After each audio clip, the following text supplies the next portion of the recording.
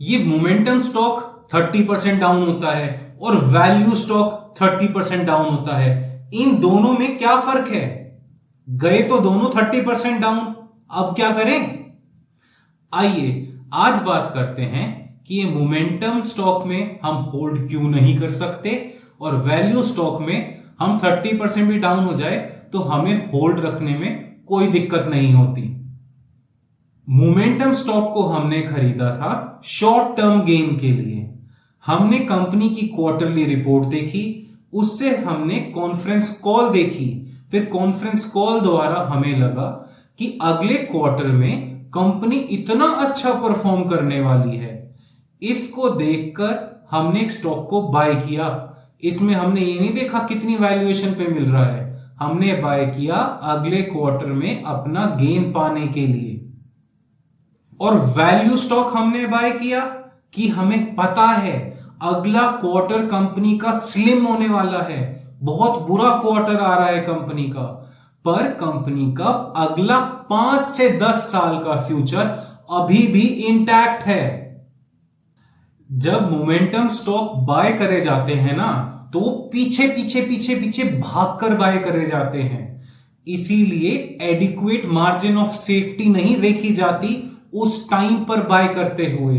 जब आप किसी को चेज कर रहे हो तो वो जितना बोलेगा उतना देते हो आप। और ये मोमेंटम स्टॉक्स के पीछे जो चेज होती है ना, ये इतने बुरे लेवल तक चले जाती है कि लोग बाग 100 टाइम्स 200 टाइम्स अर्निंग मल्टीपल देने के लिए तैयार हो जाते हैं। मोमेंटम स्टॉक्स की ट्रेडिंग में the seller has the power to say F U, जितना मैं कह रहा हूं उतना प्राइस दो, नहीं तो मैं किसी और को बेच दूंगा। वैल्यू स्टॉक्स तुम्हें दिए जाते हैं कैपिचुलेशन पीरियड में, जब कोई बायर ही नहीं होता साइट में, ठीक है, इतना नीचे आ जाता है, सेलर कहता है जितने पर भी बिके बेच दो, जितने पर भी बिके बेच दो, मुझे कोई प्रॉब्लम नहीं। सिंगल डिजिट अर्निंग मल्टीपल तक पहुंच जाते हैं ये स्टॉक्स। जब कोई और बायर नहीं होते ना साइट पर तो वैल्यू इन्वेस्टर कहता है 9 पी पर देने के लिए तैयार हो, नहीं मैं 8 पी पर खरीदूंगा और नीचे, तो वैल्यू इन्वेस्टर उस टाइम पर भी हैगल करता है कि भाई और सस्ता बेचो। In some sense value investor buy करने के लिए तभी आता है जब उसके पास पावर होती है to say F U to the seller कि भाई तू जितना कह रहा है उससे भी कम में खरीदूंगा और तेरा ही स्टॉक खरीदूंगा मैं। अब आपने पीछे पीछे भागते हुए किसी मोमेंटम स्टॉक को खरीदा है 100 टाइम्स इट्स अर्निंग मल्टीपल पर। अब वो कंपनी बोलती है कि भाई जितना हमने उम्मीद करी थी उतना हम ग्रो नहीं कर पाएंगे, या फिर कोई quarterly result, quarterly sales report इतनी बुरी आती है, वैसे ही कंपनी का शेयर गिर जाता है 30% या अगले दिन खुलता ही है 30% डाउन पर। अब आप क्या करेंगे? जब 30% डाउन हुआ तो क्या ये अभी सही लेवल है लॉन्ग टर्म होल्ड करने का? बिल्कुल नहीं, क्योंकि 100 पी पे स्टॉक था, वो 30% डाउन भी होगा तब भी तो 70 टाइम्स अर्निंग मल्टीपल पर होगा द सेम स्टॉक। अब आप 70 टाइम अर्निंग मल्टीपल वाले स्टॉक को लॉन्ग टर्म होल्ड करेंगे? This patience level of holding a 70 PE momentum stock for long term is completely asinine behavior। अब दूसरी ही तरफ एक वैल्यू स्टॉक है जो आपने 10 टाइम्स अर्निंग मल्टीपल पर बाय कर रखा है। अब ये कंपनी 30% डाउन चली जाती है, अब आप क्या करेंगे? क्या आप इसको 7 टाइम्स अर्निंग मल्टीपल पर लॉन्ग टर्म होल्ड कर पाएंगे? ऑब्वियसली एक तो कंपनी की डिविडेंड यील्ड बढ़ जाएगी, ऊपर से जो स्टॉक की यील्ड होती है ना, कि 7 टाइम्स अर्निंग मल्टीपल का मतलब है कंपनी साल में 1 लाख रुपए कमा रही है तो कंपनी की पूरी मार्केट वैल्यू लग रही है 7 लाख रुपए। अरे 1 लाख रुपए साल का कमाने वाली कंपनी 7 लाख में मिल रही है मुझे, भाई मैं और कैसे खरीद सकता हूं इस कंपनी को, मुझे बताओ। This is 14% plus earning yield per year. Momentum investing करी जाती है फ्यूचर ग्रोथ के प्रोमिसेस करके कि भाई फ्यूचर में इतनी ग्रोथ होने वाली है, मोमेंटम इन्वेस्टिंग करो, मोमेंटम इसका स्टॉक का ऊपर ऊपर ऊपर रहेगा, बल्कि वैल्यू इन्वेस्टिंग करी जाती है आज में रहकर कि आज कंपनी के आज जो रिजल्ट आए इसके हिसाब से कंपनी की क्या मार्केट वैल्यू है। ठीक है, फ्यूचर में ग्रोथ आएगी उसका प्रीमियम नहीं देना हमें, ठीक, हम आज की वैल्यू पर कंपनी को खरीदेंगे और जो भी फ्यूचर की ग्रोथ आएगी that will be a bonus for us. अगर आप कंपनी के 5 साल बाद के फ्यूचर का प्रीमियम देना अभी से शुरू कर देंगे then you are not living in a grey world, आप जी रहे हैं ब्लैक एंड वाइट वर्ल्ड में, जहां पे आपको कंफर्म पता है अच्छा क्या है और बुरा क्या है। बल्कि असली दुनिया ब्लैक एंड वाइट नहीं होती, we live in a grey world जहां पर नया कंपटीशन, नई कंपनियां आती हैं जो अपना फ्यूचर बनाती हैं पुराने लॉस्ट प्रोमिसेस के ऊपर, उन कंपनीज के, पुरानी कंपनीज के कंकालों पर खड़े होकर नया फ्यूचर बनता है। लोग बाग अमेज़न के टाइप की कंपनी ढूंढने की कोशिश कर रहे हैं। वो सोच रहे हैं कि अमेज़न को अगर सन 2000 में 100 टाइम्स 200 टाइम्स अर्निंग मल्टीपल पर भी खरीदा होता ना, तब भी अमेज़न अच्छा प्रॉफिट कमा के देती अगले 20 सालों में। लोग बाग तैयार हैं 200 टाइम्स 300 टाइम्स अर्निंग मल्टीपल देने के लिए कुछ कंपनियों में। तो इसमें एक मैं वॉरेन बफे का एग्जांपल लेता हूं। वॉरेन बफे ने सीज कैंडी नाम की कंपनी खरीदी थी अमेरिका में। ये कंपनी खरीदी थी वॉरेन बफे ने 30,000 रुपीज में।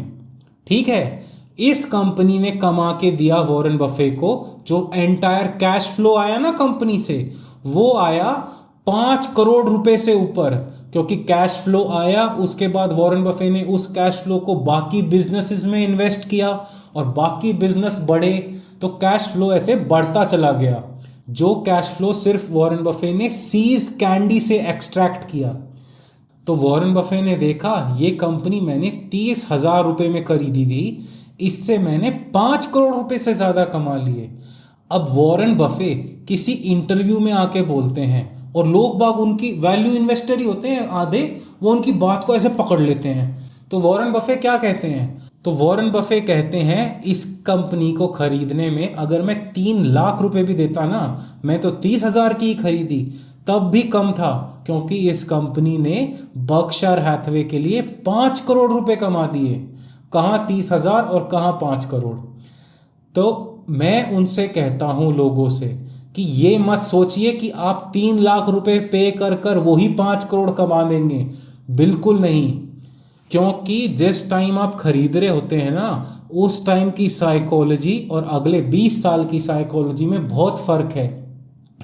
वॉरेन बफे और चार्ली मंगर अपने इंटरव्यूज में ही कहते हैं बाद में कि जब वॉरेन बफे खरीदने गए थे ना सीज कैंडी, तब जो सीज कैंडी की मैनेजमेंट थी वो तैयार थी उसको बेचने के लिए 30,000 रुपए में।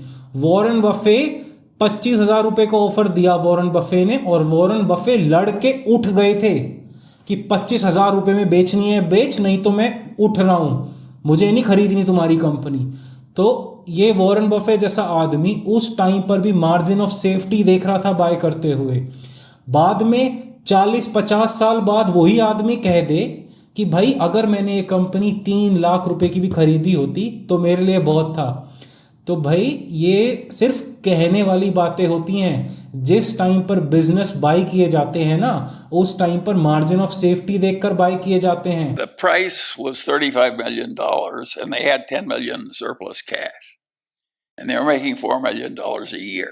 And at the very end, we were about $100,000 apart. And we just almost didn't buy it. अब आपने कोई कंपनी बाय कर दी, चलो ठीक है, अमेज़न मॉडल को फॉलो कर रही है, 20 साल बाद वो अमेज़न बनेगी।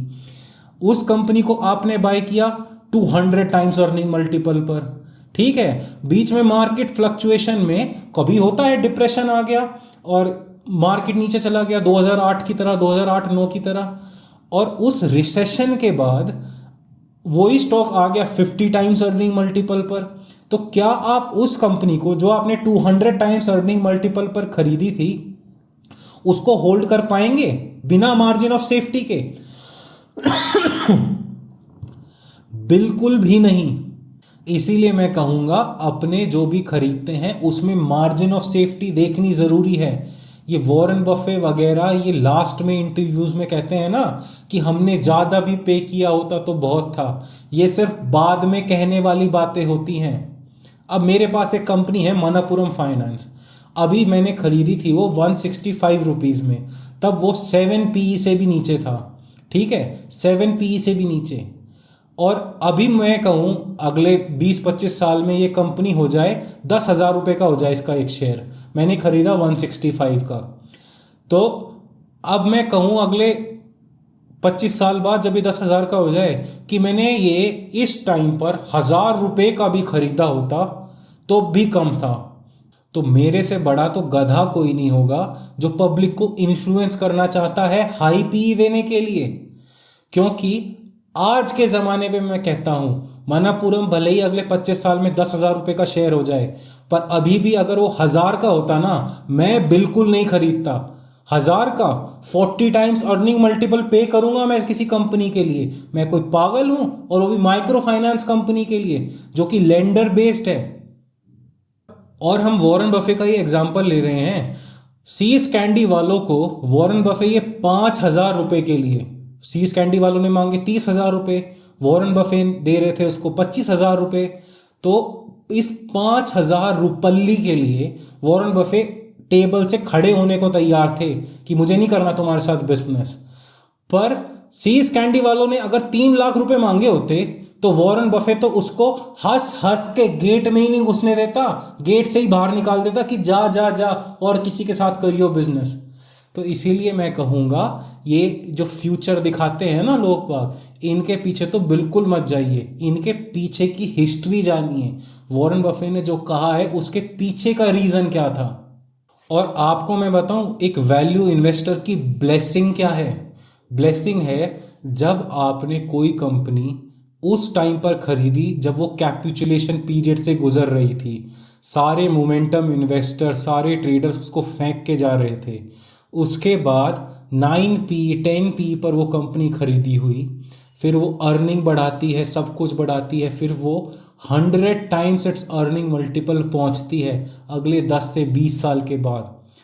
तो जो आपके को मज़ा आता है ना, you are on cloud 9 levels कि भाई अब मैं उन्हीं इन्वेस्टर्स को उन्हीं ट्रेडर्स को बेच रहा हूँ ये कंपनी 100 टाइम्स अर्निंग मल्टीपल पर जिनसे मैंने खरीदी थी 9 टाइम्स अर्निंग मल्टीपल पर। क्या खुशी होगी उस लेवल पर पहुंचकर। अब ज़्यादातर लोगों के बस की नहीं होता ट्रेड करना, पर उनको सिखाया जाता है इन मोमेंटम इन्वेस्टर्स के चैनल्स द्वारा कि भाई आपको क्वार्टरली रिजल्ट्स फॉलो करने हैं और अगर कंपनी ने नहीं अच्छा करा तो आपको पोजीशंस कट करनी है। ये बात कहनी बहुत आसान होती है, करनी बहुत मुश्किल। अब आपने किसी कंपनी में 100 रुपये में खरीदी कंपनी, ठीक है, नेक्स्ट क्वार्टर कंपनी का गलत आ गया तो वो कंपनी आ गई 20% डाउन हो गई, 80 रुपये की हो गई। क्या आप 20% लॉस में निकल पाएंगे? बिल्कुल नहीं। आप सोचेंगे कि भाई लॉस में तो निकलना मेरे लिए ऐसा है कि मेरे हार्ट काटने बराबर। इसीलिए लोग बाग लॉस में नहीं निकल पाते। Everybody is not a trader. तो बाद में यही हाई पी मोमेंटम इन्वेस्टर उन स्टॉक्स को लॉस में, जो 20% का लॉस हो रहा था ना, लॉस में पकड़े बैठे रहते हैं और खुद को बताते हैं from now on we are strict long term investors. This is completely bullshit. ये ऐसा है कि आपने रोड पे चलता हुआ एक इरिटेटेड बिजार देखा और आप उस बिजार को और परेशान करने लग गए। आपने पहना हुआ है लाल पजामा, ठीक है, तो आप सारी चीज नेगेटिव करते जा रहे हैं तो बिजार टक्कर तो मारेगा ही आपको। पर दूसरी ही डायरेक्शन में अगर आप वैल्यू इन्वेस्टर हैं और आपकी कंपनी नीचे जाती है तो आपके पास एंटायर जेनरेशन है होल्ड करने के लिए। आपको तो बेचना नहीं, आपके बच्चों के बच्चे बेचेंगे, ठीक है, उस कंपनी को होल्ड रखने में कोई प्रॉब्लम नहीं। ऊपर से कंपनी अगर अच्छी है, थोड़ी तो अच्छी कंपनी होगी, वैसे ही तो आपने खरीदी नहीं। उसके बाद मैनेजमेंट कुछ तो करेगी। गुड क्वालिटीज कंपनी हमेशा इन्फ्लेशन को तो बीट कर देती हैं। और ऊपर से अगर अच्छी मैनेजमेंट है तो वो थोड़ी बहुत तो ग्रोथ लेकर आएगी, और ये वो ग्रोथ होगी जिसके लिए आपको एक भी रुपया प्रीमियम नहीं देना पड़ा। कंपनी जो भी नया केपेक्स करेगी ना, वो केपेक्स होगा कंपनी के इंटरनल अक्रूवल से। इसीलिए जो भी ग्रोथ आएगी वो सिर्फ आपकी होगी, जिसके लिए आपने कुछ पे नहीं किया। ये ऐसा है कि मैकडोनल्ड्स में बर्गर खाने जाते हैं ना, और वो केचप देते हैं हमें फ्री में, ले जाओ जितने केचप के सैशे लेने हैं। तो भाई फ्री की चीज़ तो हमें हमेशा अच्छी लगती है। जो भी स्टॉक मार्केट के वेटरन्स हैं वो यही गाते रहते हैं कि लॉन्ग टर्म होल्डिंग ही आपको पैसा कमा के देगी। शॉर्ट टर्म ट्रेडिंग में ना वो जानते हैं किसी को जिसने पैसा कमाया है, ना उनके जानने वाले जानते हैं किसी को जिसने पैसा कमाया है।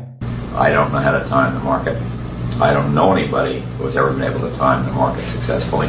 And I don't even know anybody who knows anybody that's timed the market successfully. That's a lot of people. तो हमें अपनी मार्केट की स्ट्रैटेजी को ऐसे बनाना है कि हम लॉन्ग टर्म इन्वेस्ट कर पाएं।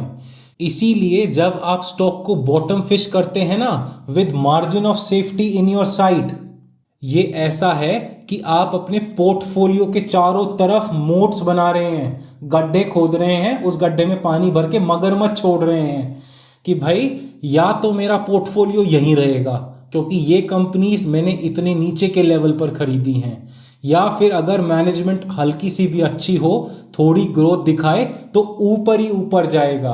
बस ये मैंने खरीदा है, मैंने बेस बना लिया है अपने पोर्टफोलियो का। इसीलिए तो चार्ली मंगर कहते हैं, wait for your opportunity and invest your all. और ऐसे बनते हैं लॉन्ग टर्म इन्वेस्टिंग में द कंपाउंडिंग रिटर्न्स।